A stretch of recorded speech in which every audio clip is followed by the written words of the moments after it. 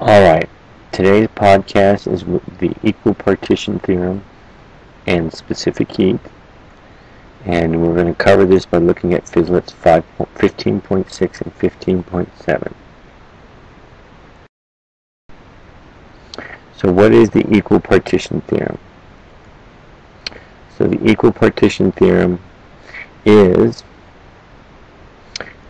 basically it's going to tell us the average energy per unit particle in a thermal system. The energy in this system is going to be equally distributed between the different modes available to the system. That's why it's called the equipartition system, a theorem. These modes are called degrees of freedom. A degree of freedom is determined or counted by quadratic terms in the energy expression. Now, this energy expression depends on the system that you're interested in.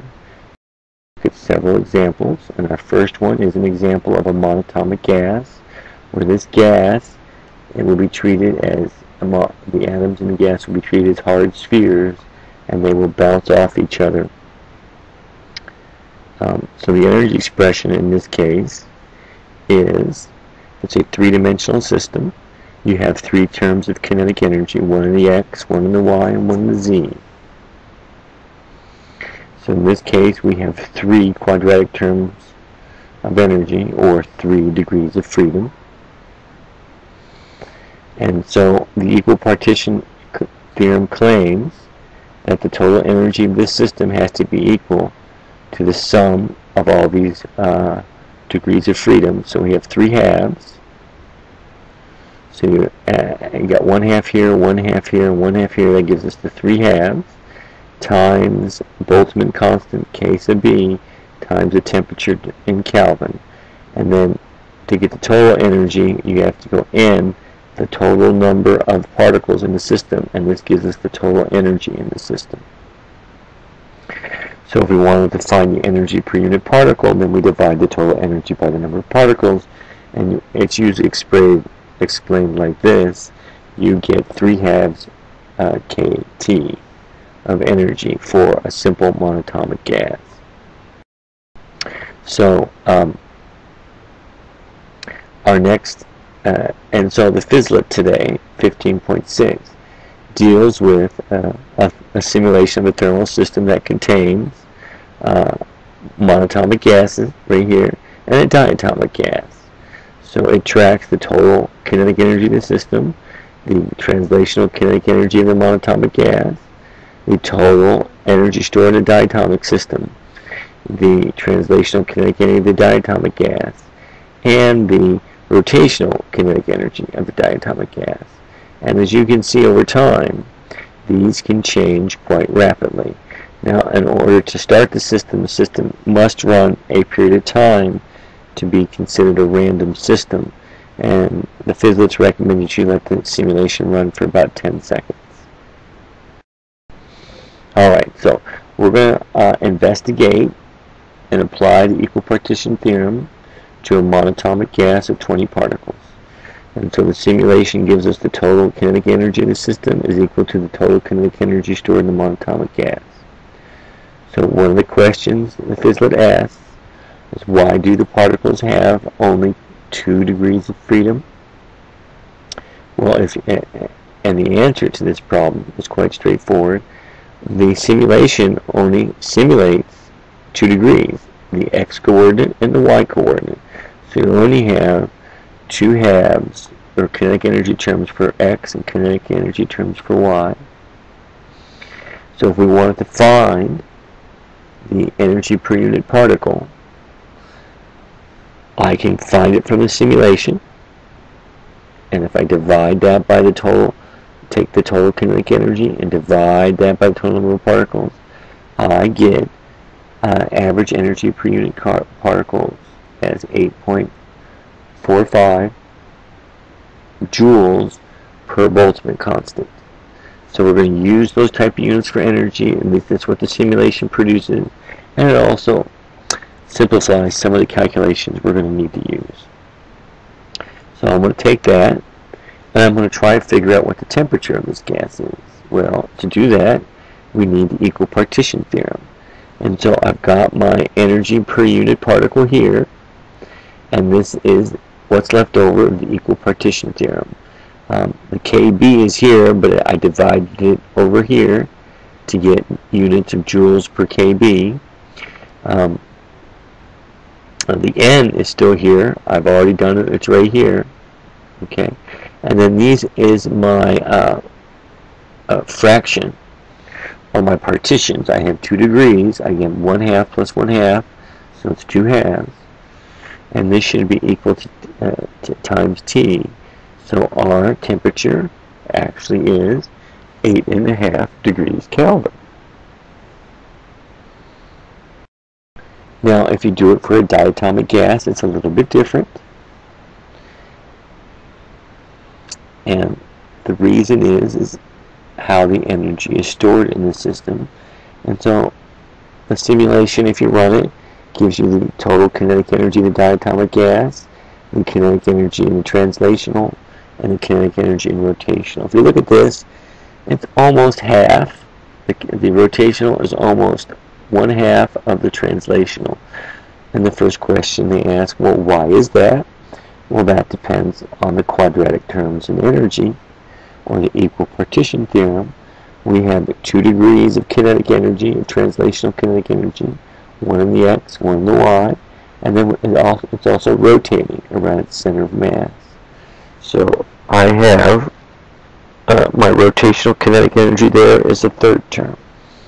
Now you notice 2 terms are absorbed into the translational kinetic energy and only 1 term in the rotational. So that's why it's twice as much. If there's 2 parts of it, it's divided into 3 parts, and 2 of them are in the translational kinetic energy, and only 1 of them is in the rotational kinetic energy. So we want to find energy per unit particle. In this case, the simulation gives us the total energy of the system. And I can also apply the equipartition theorem. So here I have 3 halves, N times the Boltzmann constant times the temperature. So I'm going to find my average kinetic energy, or so my average energy per unit particle this way.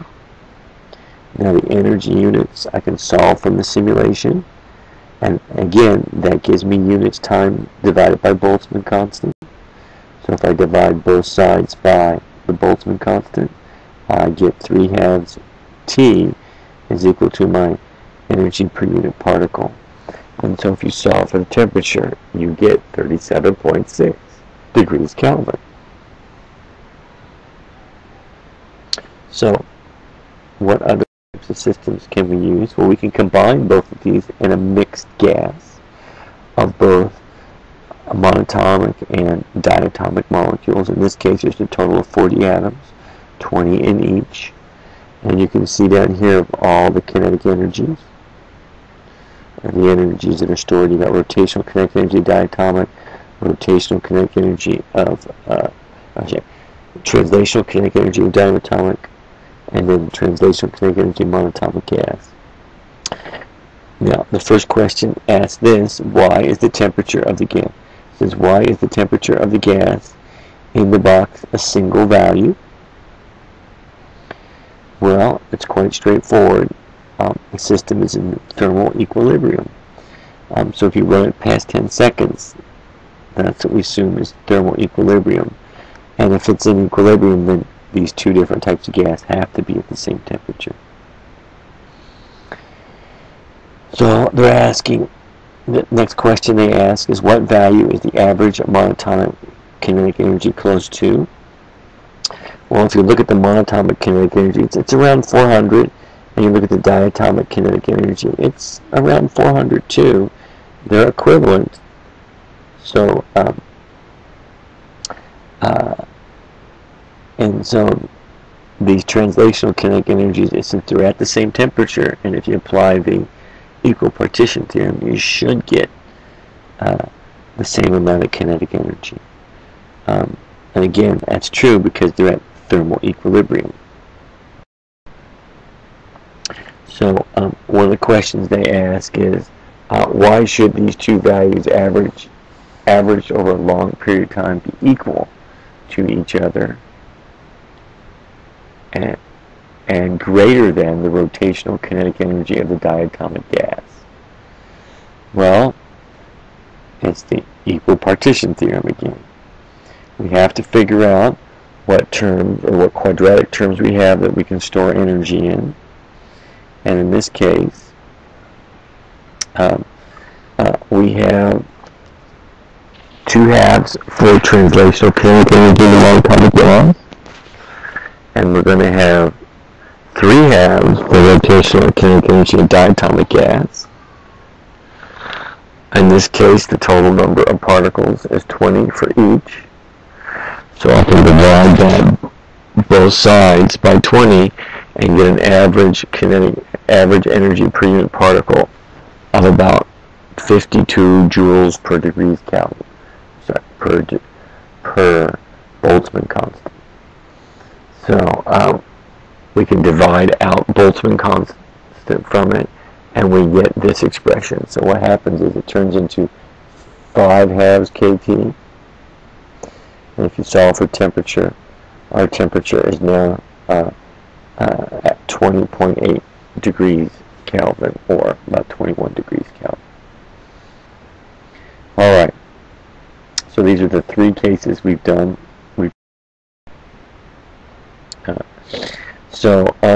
One of the questions it asked, the PHYSLET asked, is if there's a mixture of 15 monatomic atoms, how many diatomic particles should it have so that the average kinetic energies of both particles are the same?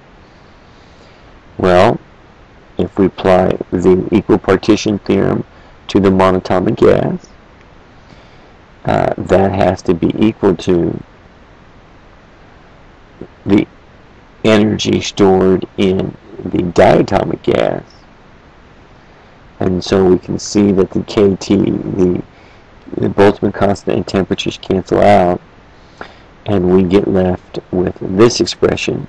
And if you solve for n, you'll find out that you only need 10 diatomic molecules to store the same kinetic energy, the same total energy as a monatomic gas of 15 atoms.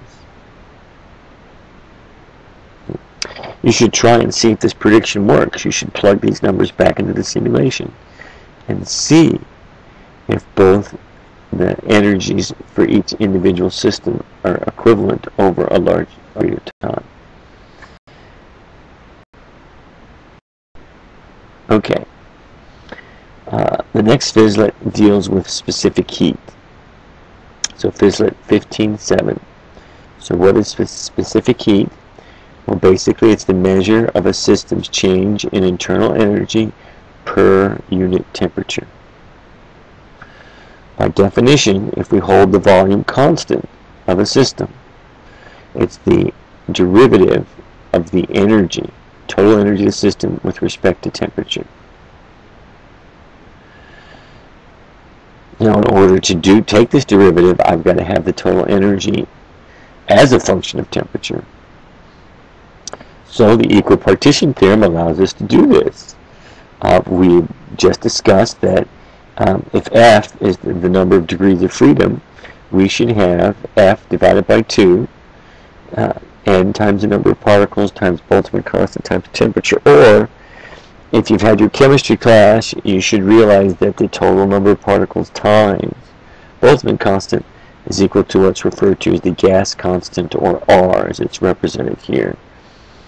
So R times T is an equivalent determining the amount of energy in the system. Now, if we take the derivative of this total energy of the system, it's quite straightforward. All we get is the degrees of freedom divided by 2 times R, and that gives us the specific heat of a system at constant volume. So now, well, let's practice with that for a monatomic gas. We only had 2 degrees of freedom, so 2 divided by 2 is 1. So if, it should just, the specific heat of a monatomic gas should just be R. How about a diatomic gas? Well, in that case, we have 3 degrees of freedom, and so it'll be 3/2 times R. How about the mixture of the monatomic gas and the diatomic gas? Well, there we actually had 5 degrees of freedom, so the specific heat would be arranged this way. So, excuse me there for a second. So this works great if we're at high temperatures, but at low temperature it fails. So we need a new model.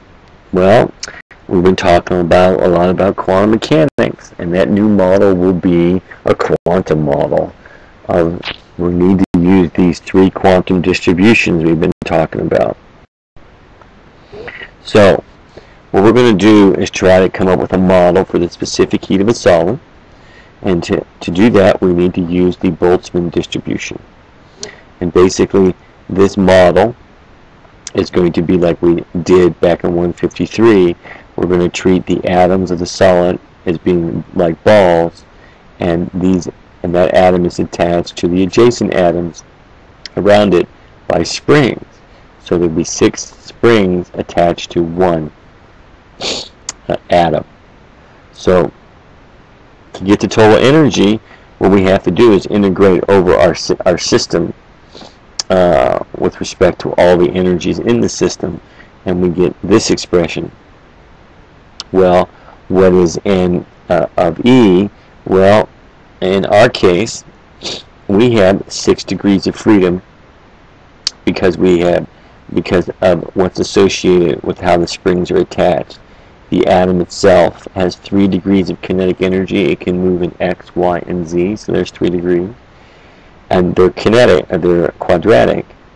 And then we also have 3 degrees of potential energy that the springs hold, because they can store energy by either compressing or stretching the spring, right? And so that gives us another 3 degrees of freedom for each axis. So we have a total of 6 degrees of freedom in this case. So if we use, so then what is the specific heat of a metal? Well, if you put Boltzmann, if you go find N for Boltzmann's constant, put in and integrate over all energies, and then take the derivative with respect to T, we get a specific heat that looks like this. And yes, if you go back and put Boltzmann the number density for a